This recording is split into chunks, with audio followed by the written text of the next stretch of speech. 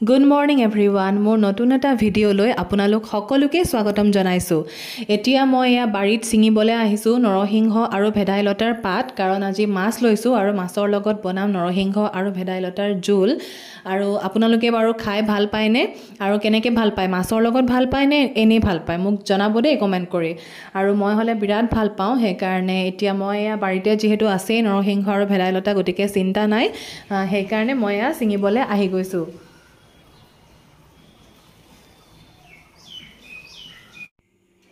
এতিয়া পাতখিনি ছিঙি আনিলো আৰু এতিয়া ভালকে বহি লৈ বাছি আছো কাৰণ যেহেতু এতিয়া বাৰিষা বতৰ গতিকে পাতবিলাকত কিবা কিবি লাগিও থাকিব পাৰে সেই কাৰণে ভালকে চাই চিতি লোৱাটো ভাল সেই কাৰণে মই এতিয়া পাতখিনি গুছাই লৈছো।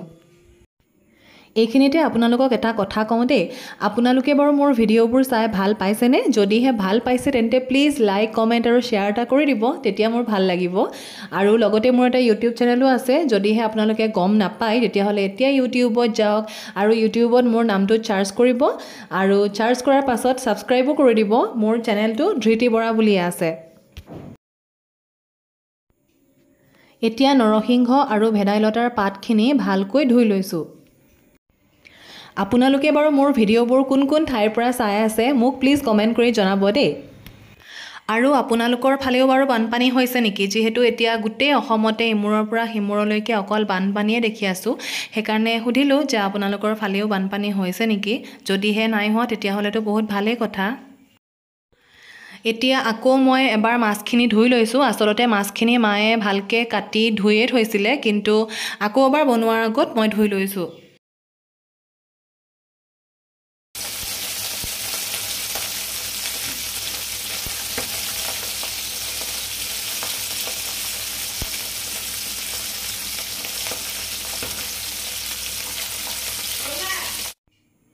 এতিয়া মই মাছ ফ্ৰাই কৰা কেৰাহীখনত যিকণ তেল ৰখি গ'ল তাতে মই অকণমান নহৰু আৰু অলপমান পাঁচফোৰণ কেঁচা জলকীয়া দুটা আৰু তাতে অকণমান হালধি দিলো আৰু মিক্সিত যিখিনি মই নৰসিংহ আৰু ভেদাইলতা পিচি থৈছিলো সেইখিনি ধুনীয়াকৈ দি ল'লো।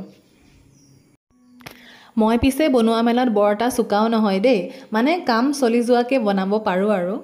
আপোনালোকে বাৰু কেনেকৈ বনায় নৰসিংহ আৰু ভেদাইলতাৰ জোল মই এতিয়া যেনেকৈ বনাইছোঁ তেনেকৈ বনাই নে বেলেগ ধৰণে বনায় যদি বেলেগ কিবা আছে তেন্তে হ'লে মোক জনাব তেতিয়া মই আপোনালোকে যেনেকৈ বনায় সেইটোও ট্ৰাই কৰিম।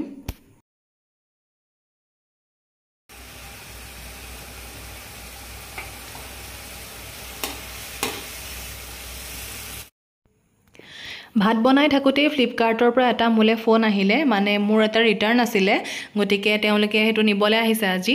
মই ৰিটাৰ্ণ কৰা বস্তুটো হৈছে ফ্ৰণ্টেকৰ এটা মনিটৰটো মই বহুত কম দামত পাইছিলোঁ সেইটো কাৰণে মই লৈ থৈছিলোঁ আৰু যেতিয়া মনিটৰটো লৈ আহিছিলে ফ্লিপকাৰ্টৰ পৰা তেতিয়া তেওঁলোকে বাহিৰৰ পৰা কিবা ভঙা চিঙা আছিলে নেকি সেইটোহে চালে যিহেতু ভিতৰত আহি অন কৰি চোৱাহি নাছিলে সেই মনিটৰটো মানে ভালেই নে বেয়াই পিছত যেতিয়া মই আহি লগাই চাইছোঁ তেতিয়াহে গম পাইছোঁ যে তাৰ ডিসপ্লে প্ৰবলেম আছে সেইটো কাৰণে মই লগালগ ৰিটাৰ্ণ মাৰি দিলোঁ আৰু এতিয়া হেয়া আজি তেওঁলোকে আহি এইটো লৈ গৈছেহি।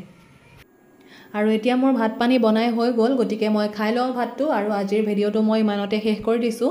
যদিহে মোৰ ভিডিঅ'টো চাই ভাল পালে তেন্তে লাইক কমেণ্ট আৰু শ্বেয়াৰ কৰিবলৈ নাপাহৰিব। আজিলৈ আহিছোঁ বাই।